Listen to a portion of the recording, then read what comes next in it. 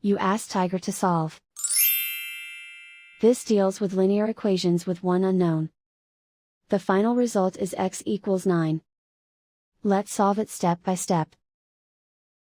Group all x terms on the left side of the equation. Subtract 6x from both sides.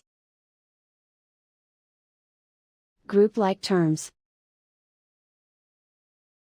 Simplify the arithmetic. Group like terms. Simplify the arithmetic. Group all constants on the right side of the equation. Add 47 to both sides. Simplify the arithmetic.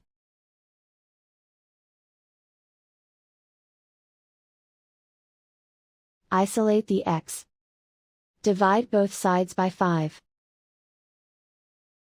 Simplify the fraction. Find the greatest common factor of the numerator and denominator.